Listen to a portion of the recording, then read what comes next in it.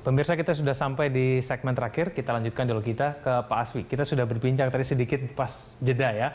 Menurut saya ingin bertanya Pak Aswi, ini gaya kepemimpinan Ahok yang kasar, terus ceplas-ceplos begitu, itu tidakkah suatu saat nanti akan fire back ke dia, itu akan merugikan dirinya sendiri gitu. Dia membuat hubungan yang jelek dengan DPRD, lalu kemudian bukankah dia juga suatu saat nanti akan membutuhkan DPRD? Ini contoh kasus. Nah, menurut Anda apakah ini nanti tidak ada efek baliknya kepada Ahok? Iya, jadi saya pikir ya lebih baik dilakukan pendinginan suasana sekarang ini, dan saya berpikir gitu ya, kalau kita bandingkan dengan misalnya KPK gitu. KPK itu sebuah lembaga yang mempunyai juru bicara gitu. Nah, waktu Johan Budi menjadi juru bicara, itu biarpun tegas, itu disampaikan dengan enak, dengan santun. Nah, mungkin kalau ada juru bicara di DKI ini yang kalau wartawan apa-apa tanya ke juru bicaranya. Jadi tidak langsung. Kalau sering kali pejabat itu blunder itu kalau tiba-tiba mendadak ditanya tentang sesuatu ya, dia juga belum siap ataupun juga belum mempunyai jawaban yang tepat gitu. Tapi kalau ada juru bicara itu kan lebih enak, dan saya pikir juru bicara itu bisa dari Biro Humas gitu, tapi dipilih yang betul-betul cekatan dan bisa menjelaskan permasalahan yang ada. Itu barangkali ya sementara yang bagus dilakukan gitu. Mungkin harus lebih mengedepankan strategi komunikasi politik seperti itu ya. Iya. Mbak Wanda. Kalau saya senang dengan kepemimpinan Pak Ahok, terus terang ya, tapi memang memang ada boundaries ya, memang ada batas-batas yang dimana legislatif juga punya hak dan kewajiban yang sama. Jadi kalau memang keduanya bisa melakukan check and balance, akan baik sekali. Jadi sarannya apa nih buat Pak Ahok nih? Gimana nih ngebahasnya? Kalau zaman Pak Jokowi sama Pak Ahok kan berbagi peran ya. Pak Ahok yang lebih meletup-letup dan berapi-api, Pak Jokowi lebih kalem gitu. Kalau sekarang saya belum melihat perannya Pak Saiful.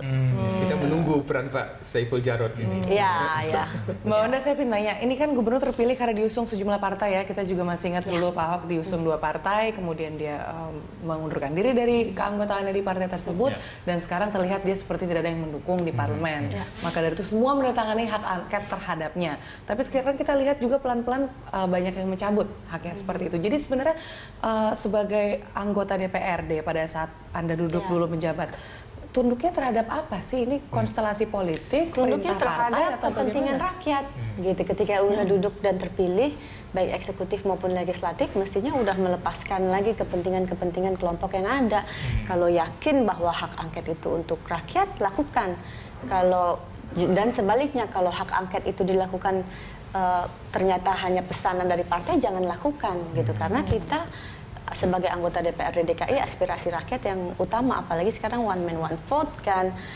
Orang udah nggak pilih karena partai lagi, orang pilih karena si A baik, saya kenal dia mendengar aspirasi saya gitu. Jadi ketika udah di eksekutif maupun di legislatif, mestinya udah melepaskan semua kepentingan politik. Tapi ya kembali lagi bahwa oligarki partai di Indonesia ini masih kerak, masih sangat kuat, sehingga kalau ada anggota yang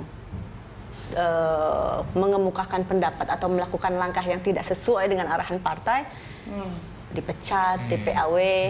Sebagai anggota parlemen seperti yang saya alami, harus mendukung atau harus menolak eksekutifnya karena tidak sejalan dengan atau tidak diusung oleh partainya, padahal sebetulnya aspirasi dari rakyat sebaliknya seperti itu. Mestinya nggak begitu. Pokoknya kalau udah apapun menurut, kembalikan ke hati, kembalikan apakah ini sesuai dengan kepentingan masyarakat atau enggak, gitu aja.